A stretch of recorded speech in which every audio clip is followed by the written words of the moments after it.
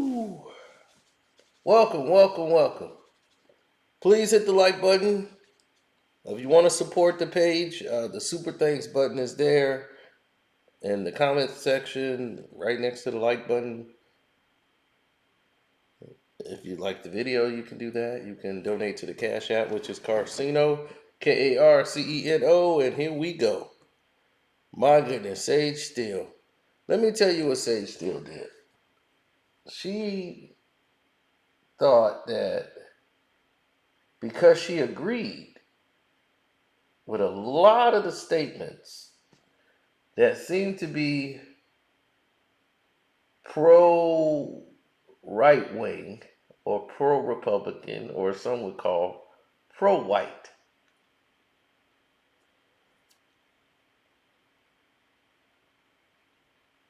It put her in a dark light. She went on this rant and really went on a campaign to show that she did not really associate with the word black. She wanted to be known as mixed. Did not want to have all this discredit to her mom, who was Irish, I believe, if I'm not mistaken, or Italian, and praised her mother more than her father. It angered a lot of black folks and put her in a different light. Then there was people that stood with her, colleagues who were black, said, well, that's not what she did. She's just stating her position of how she feels and blah, blah, blah. Then that changed. That also flipped around. And what do we mean by flip around? Well, it was clear that those situations got turned on top of its head as she started to make these statements, started to question Barack Obama's racial identity, started questioning a lot of other people's identity. It wasn't journalism anymore. It was more of her personal opinions. And that was becoming the hot takes. But only when she decided to talk about the mandate for the vaccine did things get different for her at ESPN. You would think she would be the one that's protected. She's right up their alley. But when you ain't got the complexion for the protection, Sage Steele found out they gonna treat you just like not the mixed person. You gonna get the Negro treatment. I think she know where she is now. Think she know what she is now to them. Now, she had filed a lawsuit. She still works at ESPN, by the way. She's still an anchor at ESPN, and she's suing them. Yeah, ESPN, Disney. Yeah. So, back in April, she said her right to free speech was violated when she was removed from assignments over the commitments she made on the Jay Cutler podcast show. So ESPN went to the Connecticut Supreme Court to say, look, we need y'all to dismiss this lawsuit. Sage Steele cannot demonstrate that she will prove she was punished because her pay was never docked. ESPN also argued that it's not legally responsible for how coworkers and others respond to Sage Steele's comments, and that the company has its own right of expression that includes who they put on the air.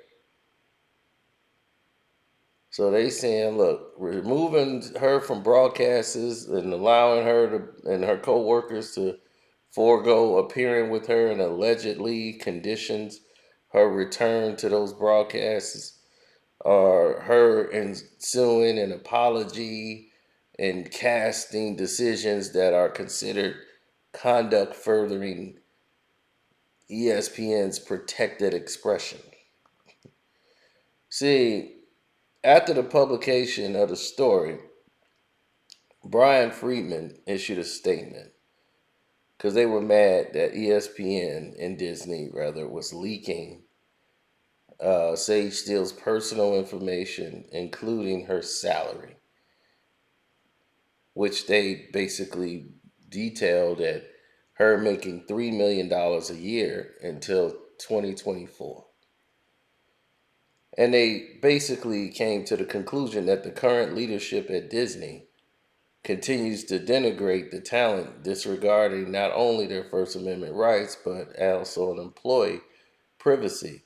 The motion has no merit and should be dismissed, as should Disney's leadership at Disney for engaging in this outrageous conduct. Um,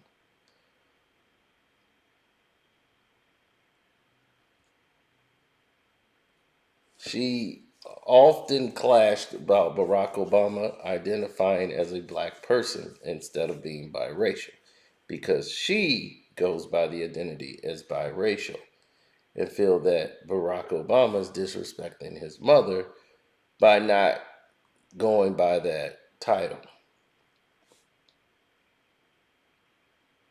She says, I think that's fascinating considering his black dad was nowhere to be found, but his white mom and grandma raised him.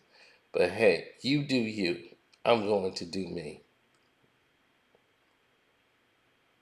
She also went to talk about female journalists and basically for their responsibility for preventing harassment on the job. This is a woman saying this. When you dress like that, I'm not saying you deserve the gross comments, but you know what you're doing when you put that outfit on, too. This was about preventing harassment at the job. Now, in her lawsuit, she also stated that ESPN stripped her of her assignments and all of these different things, and colleagues who criticized her on social media. Uh, Ryan Clark, who's an NFL analyst, declined to appear with her on the air. And it was a lot of people that didn't want to deal with her. ESPN pointed out to the fact that this wasn't because of them. Like, don't hold them accountable for what other people wanted to do. Haley Berry and her team did not want Sage Steele to interview her on stage based on comments she had made prior. ESPN, that wasn't their decision.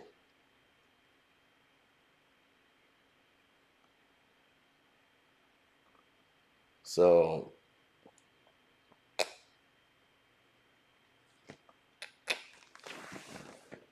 it's a massive, massive problem.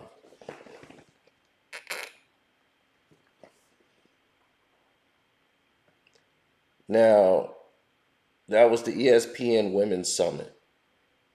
She has hosted this thing since 2010, and she was supposed to interview Halle Berry at the summit, but Halle Berry's public relation team would not let her go for they wouldn't let her do the interview because of that comments that was too controversial. They didn't want her to do the hosting anymore. So she's blaming ESPN for that, but ESPN said that was Haley Berry's team made that decision. As far as other colleagues wanting to work with you, that's on them. They say Ryan Clark declined to work with you. That's his choice. We didn't tell him to do that. So her thing is saying that they put pressure on the V Foundation, a cancer charity that was founded by ESPN, to remove Sage Steele from her role as the host of the fundraising event back in December 21.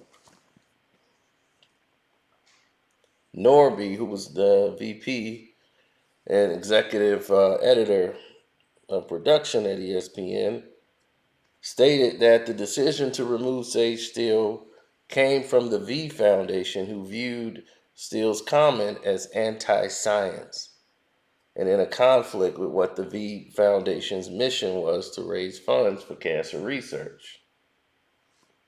Steele also alleged that ESPN removed her from all of these events based on her comments, and that her problem is with ESPN. ESPN wants to know, how can you sue them but show up to work every day? And they're paying her. They're like, look, we're paying you and you're suing us. Like, you show up to work every day and we supposed to be doing all these things to you, but we're paying you to do your job. That's it. So we can't we can't make other people feel a certain way. That's what ESPN said. But the way ESPN looks at it is everything was good until you start saying something that they wasn't a party to. But when you was talking about Barack, when you said everything was a go. Everything's a go. But now you start talking about what's real, they want to silence your mouth.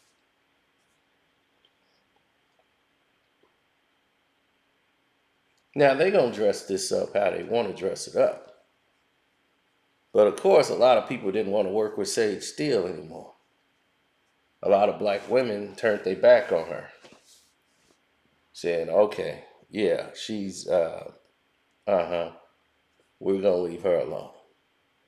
Jamel Hill, everybody who gave you the benefit of the doubt the first time around, you kept getting worse and worse and worse. So you wanted to be in that field that you're in. Now you're too dark to be in their light, and you ain't dark enough to be with the blacks. That's how you feel. You're in your biracial circle. That's where you wanted to remain, and you want to be there. You want to isolate yourself because you want to get through the white door, and they won't let you through the white door, and you're going to keep banging on it till you can get there. Well, knock yourself out. Because if this is about discrimination, then in your statements that you made, your discrimination, you're being punished for the comments you made about the vaccine, the mandate. And that is against the direction the company is about, because they have a lot of money tied into people who come on this show, and you put a lot of that in jeopardy when you have an analyst who's speaking the way she was on that platform. So do I believe ESPN has some influence? Of course they did. Of course they had a lot of input and influence on it. But also, a lot of the people that ESPN deal with is left wing, and some of them are right wing, but majority of them, the entertainers, most of them are left wing. So when you start talking against the agenda, ooh, you have shook the tree. So a lot of them ain't gonna want her around in the entertainment sector, So it's just something to think about, you know. Just something to think about. But I'm gonna get out of here. I'm gonna tell everybody one time. Subscribe to the page. Go to the Carceno for Life Patreon. We are doing a live stream today, so hope you enjoy it. I'm out.